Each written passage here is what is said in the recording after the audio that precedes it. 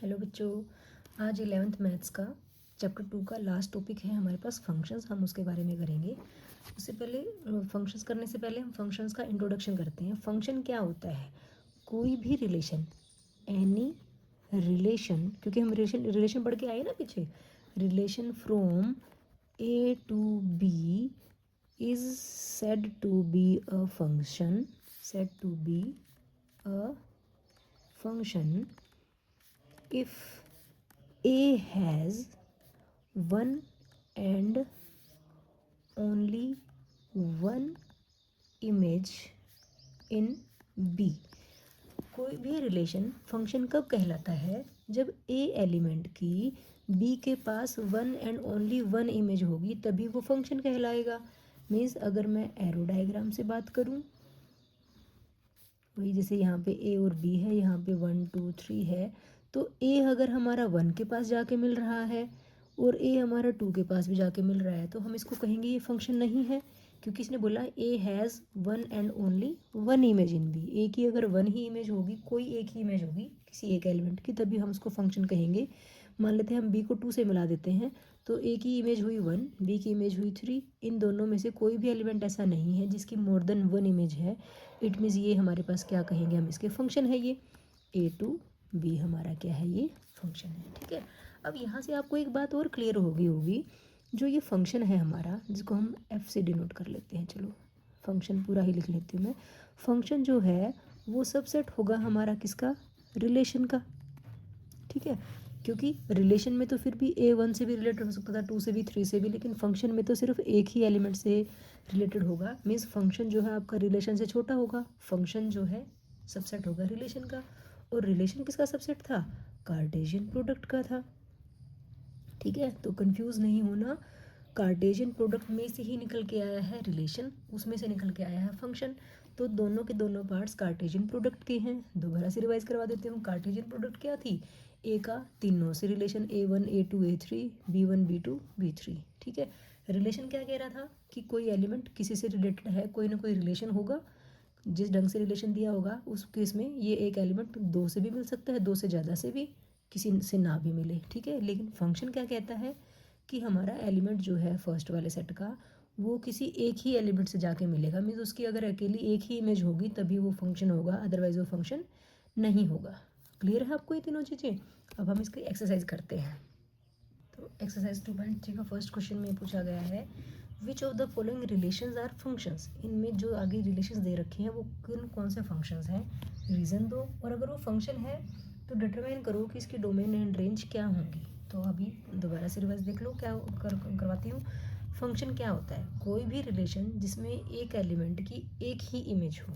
ठीक है, एक एलिमेंट की एक ही इमेज हो, ऐसा यहाँ से मतलब इस एलिमेंट के पास से एक एरो जाना चाहिए, लेकिन जो रेंज है वो एक से ज़्यादा एलिमेंट्स की हो सकती है। मैं क्या कहना चाह रही हूँ, हमने कहा अगर मैं यही ए बी ही लेती हूँ, यहाँ 1 2 3 लेती हूँ, तो ए की इमेज एक ही होगी, बी की भी यही हो सकती है।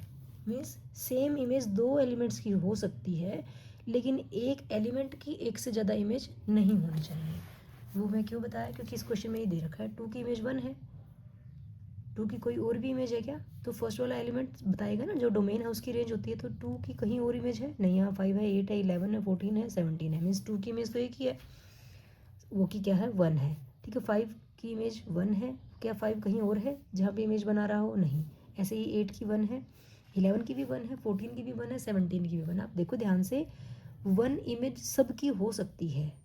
ठीक है, 2 की, 5 की, 8 की, 11 की, 14 की, 17 की, सबकी इमेज 1 है, लेकिन 2 की कोई 1 से ज़्यादा इमेजेस नहीं है ना। इट मीन्स हम क्या कहेंगे, yes it is a function. Function बन गया ये। अब फंक्शन अगर है तो इसने पूछा है डोमेन एंड रेंज बताएंगे आप। तो देखो इसमें डोमेन क्या होगा, डोमेन फर्स्ट वाला एलिमेंट जो होता है वो होते हैं 2 है, 5 है, 8 है, 11 है, 14 है एंड 17 है। और अगर देखो ध्यान से, रेंज तो सिर्फ सिंगल एलिमेंट ही है, सबके पास क्या है, 1 है, तो रेंज क्या आ गई हमारे पास, 1 आ गई। क्लियर होगी बेटा बात? इधर वाले एलिमेंट, इधर आपको 2 दो बार नहीं मिलना चाहिए था, 5 आपको 2 टाइम्स नहीं मिलना चाहिए था, कि ऐसा ना हो कि 5 की इमेज 1 भी बन रही है और 5 की इमेज कहीं 2 या 3 भी बन रही है, तो ये फंक्शन ना होता। लेकिन यहाँ पे हर एक एलिमेंट की इमेज सिंगल सिंगल इमेजेस हैं, इट मीन्स ये क्या है, हमारा फंक्शन है। क्लियर है। अब सेकंड पार्ट देखो, सेकंड पार्ट में भी आपको ऐसे दे रखा है, इसने पूछा है कि क्या ये फंक्शन है। तो देखो जैसे यहाँ 2 दे रखा है, 2 की इमेज 1 है, क्या आगे भी कहीं 2 दे रखा है जिसकी इमेज दे रखी हो? नहीं। यहाँ 4 है, यहाँ 6 है, यहाँ 8 है, यहाँ 10, 12, 14, मीन्स अलग अलग नंबर हैं डोमेन के, और उनकी इमेज चाहे सेम भी हो कोई फ़र्क नहीं पड़ता। मीन्स डोमेन वाले एलिमेंट आपको रिपीट ना दिखे। 2 है तो यहाँ पे 2 नहीं मिलना चाहिए था, तो इट मीन्स ये भी क्या हो गया, आपका फंक्शन हो गया। ठीक है, अब इसका डोमेन क्या है, ध्यान से देखो। डोमेन मीन्स फर्स्ट वाले एलिमेंट 2, 4, 6, 8, 10, 12 एंड 14। ठीक है, और रेंज क्या होगी, रेंज जो है, रेंज में क्या क्या एलिमेंट होंगे, रेंज में पीछे वाला एलिमेंट होता है, 1 है, 2 है, 3 है, 4 है, 5 है, 6 है और 7 है, ये हमारे रेंज के एलिमेंट्स होंगे। क्लियर है बेटा। थर्ड पार्ट में आपको दे रखा है 1 3 1 5 2 5। अब देखो आप ध्यान से कि क्या ये रिलेशन है।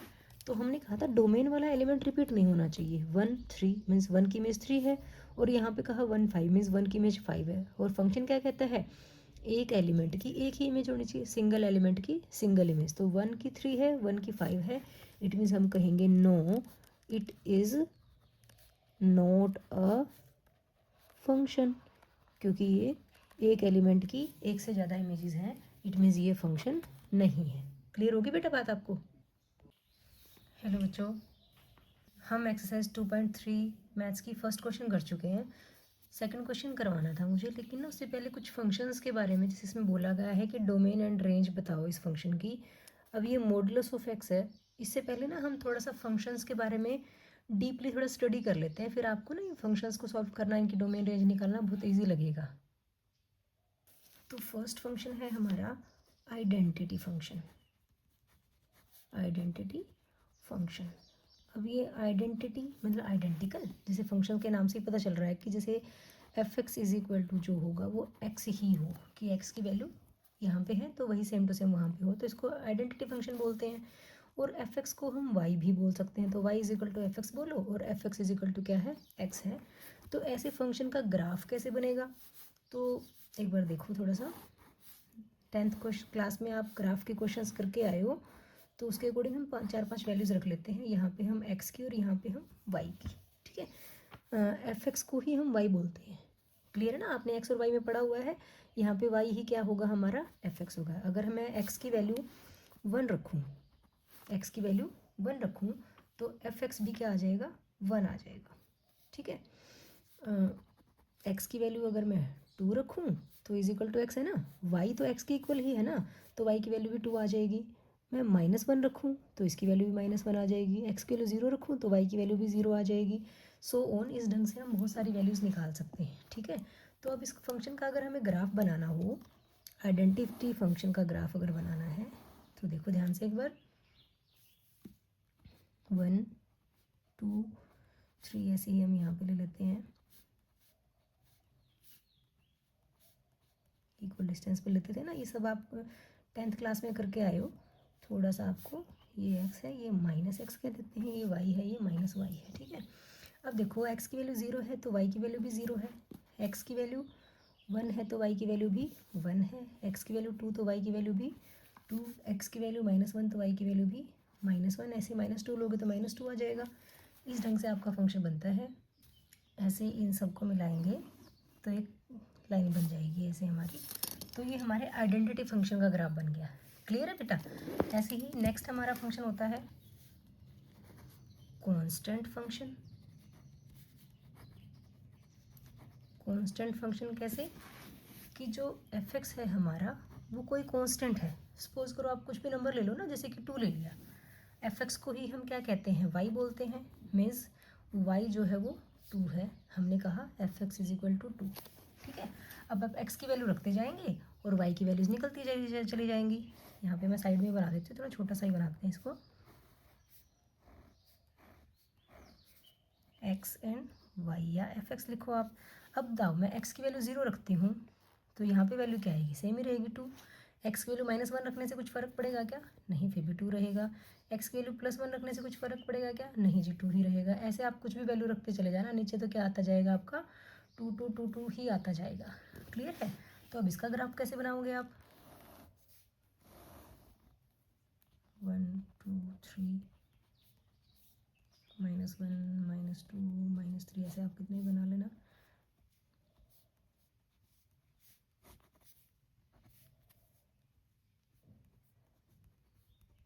ये x -x y -y, ठीक है।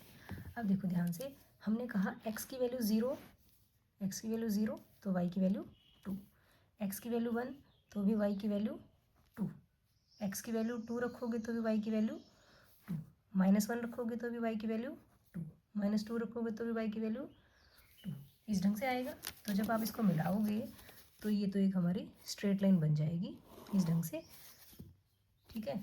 ये हमारे कांस्टेंट फंक्शन का ग्राफ होता है। आई होप आपको ये क्लियर होगी।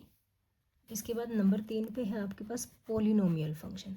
अब पोलिनोमियल क्या होता है, जैसे कि हम कहें y is equal to ax² plus bx plus c, जैसे कि तुम्हारी क्वाड्रेटिक क्यूबिक इक्वेशंस वगैरह होती थी ना, उसी ढंग से है। तो अब जैसे सिंपल सा ले लेते हैं हम, y is equal to x² लेते हैं और y को ही हम क्या बोलते हैं, fx बोलते हैं, ठीक है। तो यहाँ पे ये नंबर 3 ग्राफ आ गया ना हमारा। तो y is equal to x² के अकॉर्डिंग अगर हम लेते हैं तो हमारे फंक्शन की वैल्यूज़ ऐसे ही, आप 10th में आप निकाल के देखते थे ना, अब आपको अंडरस्टूड, आप इजीली निकाल सकते हो, ओरली भी निकाल सकते हो। यहाँ पे हम लिखते हैं x, यहाँ पे y और साथ में लिख लेते हैं fx।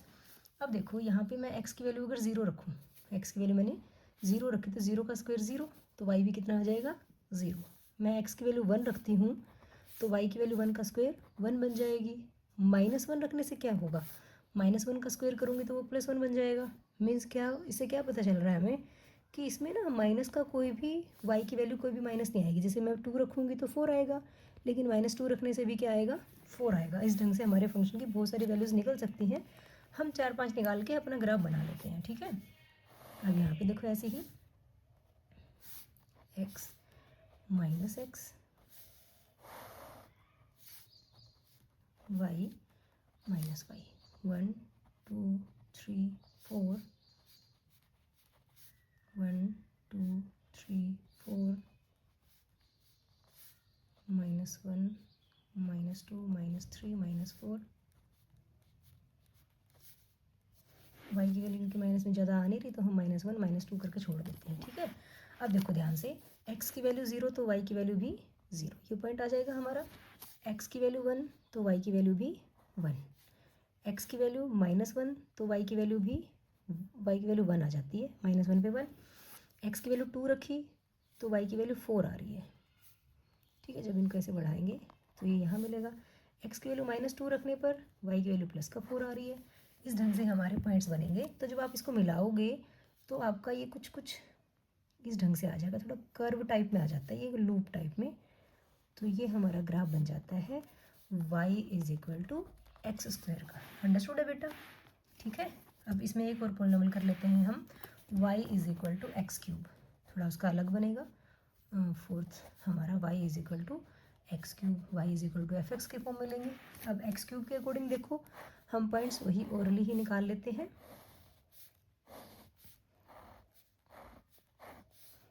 x और यहाँ पे y या fx जो भी लिखना चाहो आप। अब x की वैल्यू हम 0 रखेंगे वही इस फंक्शन में, तो y भी कितना आ जाएगा 0। x की वैल्यू 1 रखने से 1 का क्यूब करो 1 आएगा। -1 रखने से क्या होगा, -1 का क्यूब तो -1 होता है, तो -1 आ जाएगा। ऐसे अगर मैं x की वैल्यू 2 रखती हूँ तो 2 का क्यूब 8 आ जाएगा। और अगर मैं -2 रखती हूँ तो -2 का क्यूब कितना हो जाता है, -8। इस ढंग से हम बहुत सारी वैल्यूज़ निकाल सकते हैं। तो इसका ग्राफ हमारा कैसा बनेगा, थोड़ा देखो एक बार।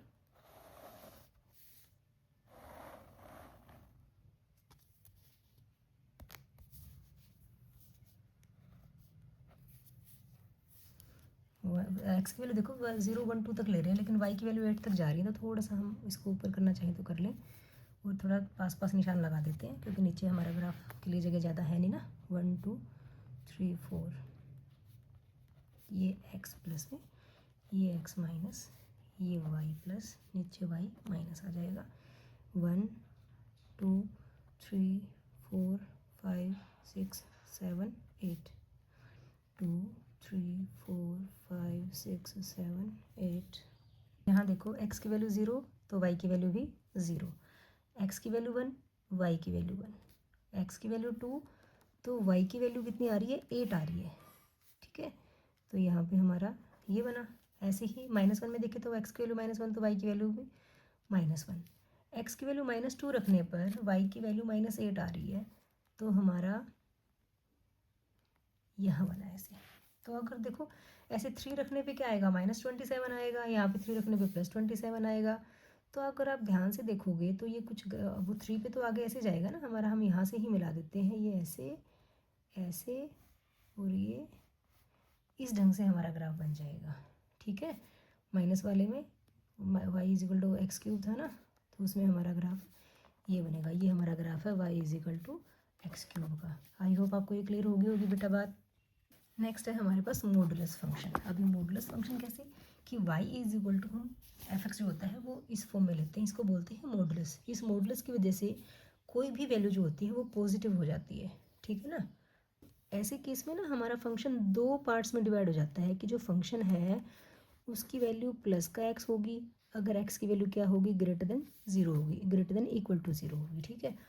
और अगर x की वैल्यू 0 से छोटी है, ठीक है, तो उस x की वैल्यू जो भी रही होगी उसके हम आगे माइनस लगा देंगे। माइनस लगाने से क्या होगा, वो वैल्यू वैसे माइनस में थी, 0 से छोटी है, तो उसके आगे माइनस लगाने से क्या होगी, वो भी पॉजिटिव होगी। तो इट मीन्स ये फंक्शन को सेटिस्फाई करती हैं 2 values.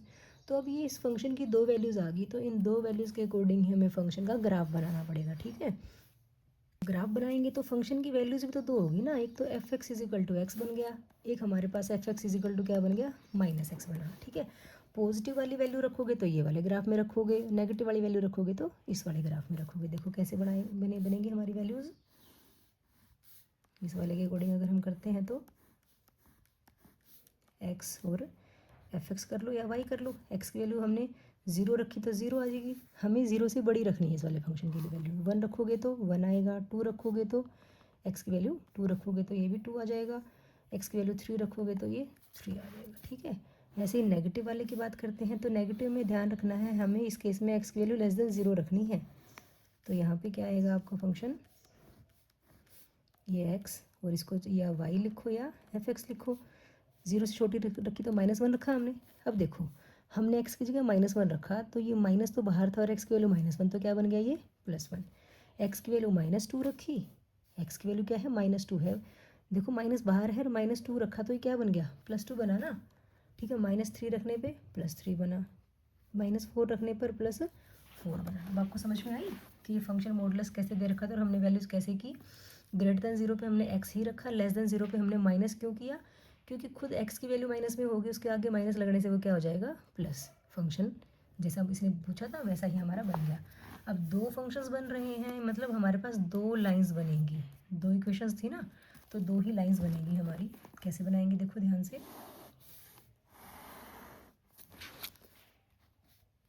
x -x y -y, ठीक है। 1 2 3 4 -1 -2 -3 ले लेते हैं, 1 2 3 4 -1 -2 -3 -4, ठीक है।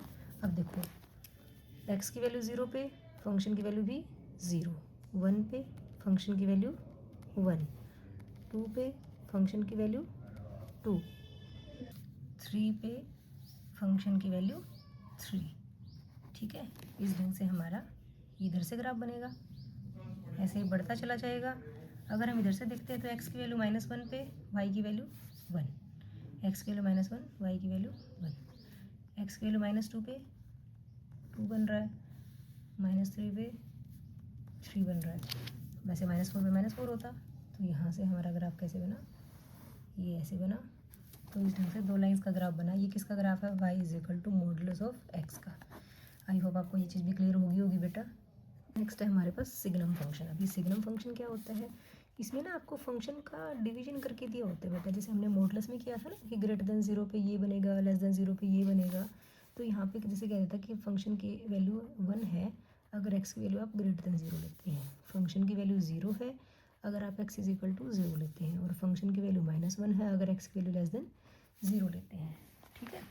तो यहाँ पे अगर आप वैसे पॉइंट बनाना चाहते हो बना लो, अदरवाइज़ ये देखो, चल मैं बना ही देती हूँ आपके लिए, थोड़ा आपको ईजी हो जाएगा। एक्स की वैल्यू ग्रेटर देन ज़ीरो की बात करते हैं हम, तो y is equal to f x क्या बनेगा हमारा, एक्स की value greater than one, greater than zero हम वन ले लेते हैं तो फंक्शन की वैल्यू वन ही रहेगी। ज़ीरो से ग्रेटर हम टू ले लेते हैं तब भी फंक्शन की वैल्यू क्या रहेगी, वन रहेगी। थ्री ले लेंगे तब भी क्या रहेगी, वन ही रहेगी, ठीक है। ज़ीरो पे ज़ीरो है, लेस देन ज़ीरो के लिए क्या कहा है वैल्यू इसने, लेस देन ज़ीरो के लिए कहा है वैल्यू माइनस वन होगी, मतलब ज़ीरो से छोटी जितनी भी वैल्यूज़ लोगे आप सब पे हमारे फंक्शन की वैल्यू क्या आएगी, माइनस वन ही आएगी। तो मैं माइनस वन लूँगी तो भी माइनस वन, माइनस टू लूँगी तो भी माइनस वन, माइनस थ्री लूँगी तो भी माइनस वन। इस ढंग से हम बहुत सारी वैल्यूज़ ले सकते हैं। अब इसका ग्राफ कैसे बनेगा, देखो ध्यान से,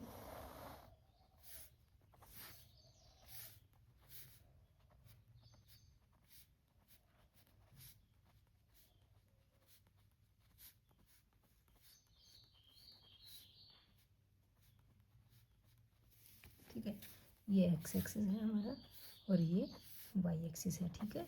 अब ध्यान से देखो, एक्स की वैल्यू ज़ीरो पे तो ज़ीरो ही है, माइनस वन, पहले वन की बात करते हैं, वन पे क्या है वन, टू पे क्या है वन, थ्री पे भी क्या है वन, मीन्स ऐसे फोर पे भी क्या होगा वन।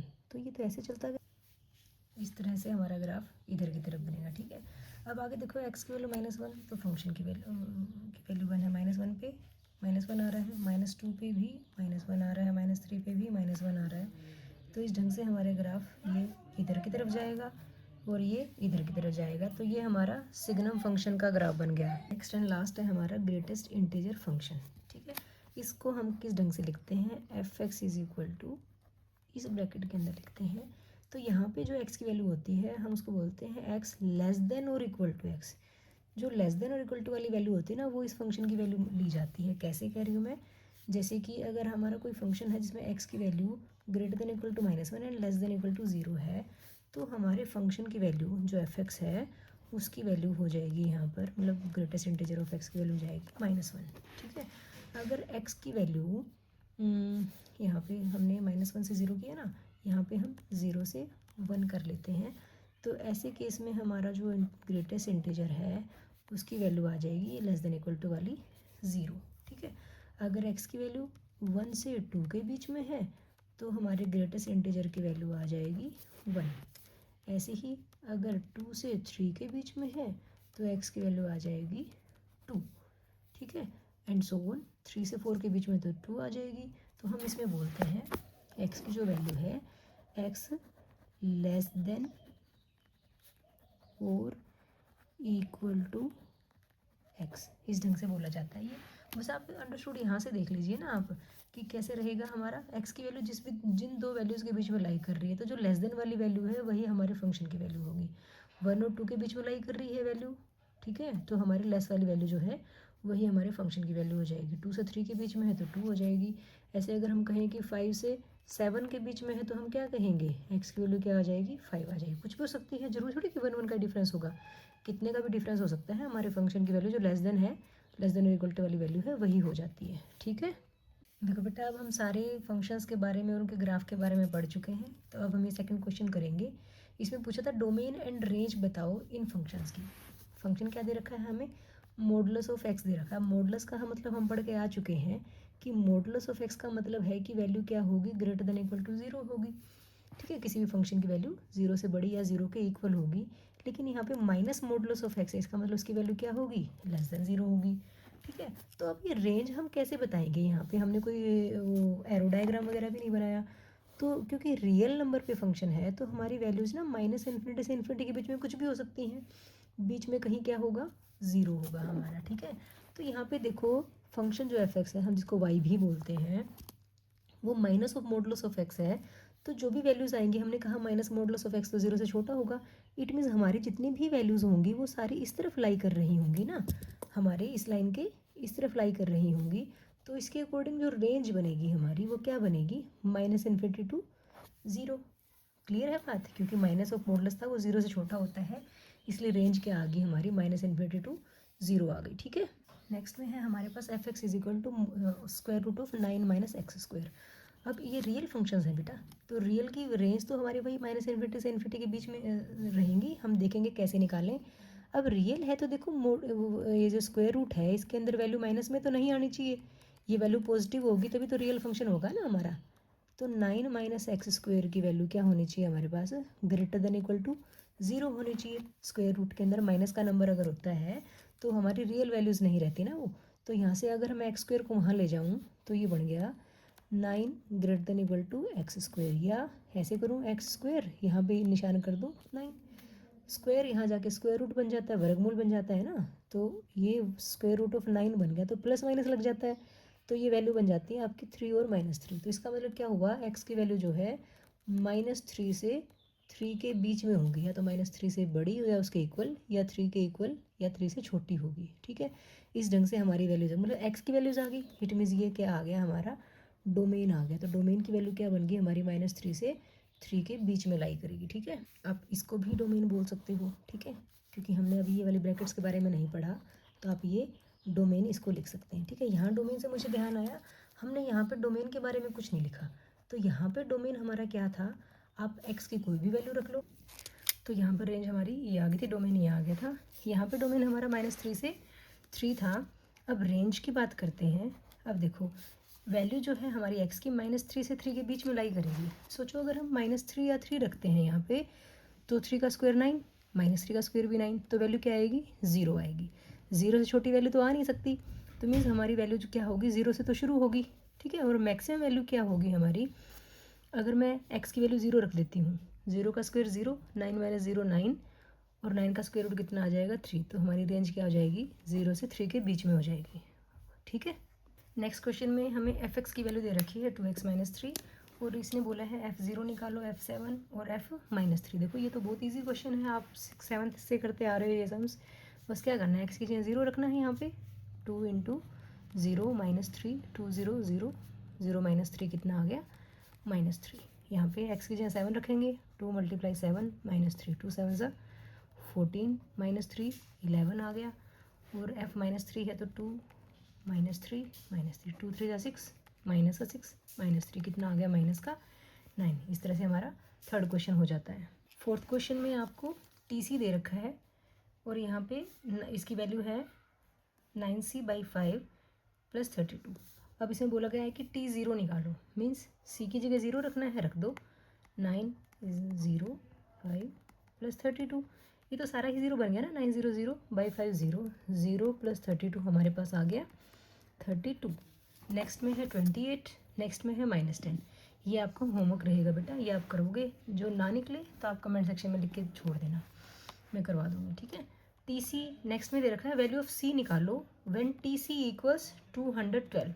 अब TC की वैल्यू तो हमें दे रखी थी कितनी, 9c/5 + 32 इक्वल्स कितना है, 212 है। ये भी देखो आप 7th 8th से करते आ रहे हो, लीनियर इक्वेशंस वाले सम्स। आपको C की वैल्यू निकालनी है, मीन्स धीरे धीरे करके C को अकेला रखेंगे, जो वैल्यूज हैं सबको उधर ले जाते हैं। 9c/5 इक्वल्स कितना आ गया, 212 - 32, माइनस करो 180। 9c की वैल्यू कितनी आ जाएगी, 180 × 5, 5 डिवाइड में था, वहाँ जाके मल्टीप्लाई हो गया ना। और यहाँ से C की वैल्यू कितनी आ जाएगी, 180 × 5/9, काट दो इसको, 25 का कितना आ गया, 100। तो यहाँ पे हमारी C की वैल्यू 100 आ गई। क्लियर है बेटा। लास्ट क्वेश्चन है बेटा, अब देखो लास्ट क्वेश्चन तक पहुँच चुके हैं। यहाँ तक अगर आप देख रहे हो वीडियो को, आपको अच्छी लग रही है, तो प्लीज़ आपसे रिक्वेस्ट है मेरे चैनल को लाइक शेयर और सब्सक्राइब कीजिएगा बेटा। इसमें दे रखा है हमें f(x) = 2 - 3x। x एक रियल नंबर है और x की वैल्यू ग्रेटर देन 0 है। इसने हमसे सिर्फ रेंज पूछी है कि मीन्स जो ये वैल्यू आएगी यहाँ से वो क्या आएगी। x की वैल्यू अगर ग्रेटर देन 0 है, ग्रेटर देन 0 है, तो देखो 0 से बड़ा कोई भी नंबर अगर आप लेते हो यहाँ पे, मतलब पॉजिटिव नंबर ही लोगे ना, तो 2 - 3x को सोचो क्या आएगा, 2 - 3x तो नेगेटिव हो जाएगा। देखो अगर हम यहाँ पे x की वैल्यू 0 ले लेते हैं, वैसे ग्रेटर देन 0, हम एक बार 0 पे देखते हैं 0 पे क्या आती है। 0 रखने से ये सारा 0 हो जाएगा, तो फंक्शन की वैल्यू 2 आ जाएगी। ठीक है, और 0 से बड़ी जितनी भी वैल्यूज़ रखोगे तो हमारा ये तो 3 × x जो है वो पॉजिटिव रहा, लेकिन माइनस होते ही वो 2 से बड़ा नंबर अगर है मान लिया, तो नेगेटिव में आएगा ना नंबर हमारा। ज़ीरो रखने पे बेटा 2 आ रहा है, ज़ीरो से बड़ा, जैसे मैं अभी 1 की बात कर लेती हूँ, अगर 1 करते हैं तो 3 1 3, 2 माइनस 3 क्या आएगा -1। जितना भी बड़ा नंबर लेते जाओगे आप एक्स से बड़ा, तो ये माइनस वाला नंबर बड़ा होता जाएगा 2 से। इट मीन्स हमारी जो रेंज आएगी 2 तो नहीं आने की, क्योंकि 2 तो ज़ीरो पे ही आ रही है, लेकिन उसके बाद आप देखो कि सारा माइनस में आता जाएगा। ठीक है, हम इस ढंग से लेते हैं ना कि माइनस इन्फिनिटी से इन्फिनिटी के बीच में लेते हैं। अगर हम 2 की बात करते हैं,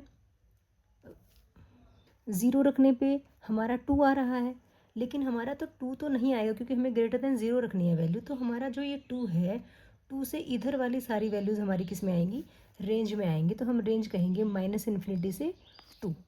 क्लियर है बेटा?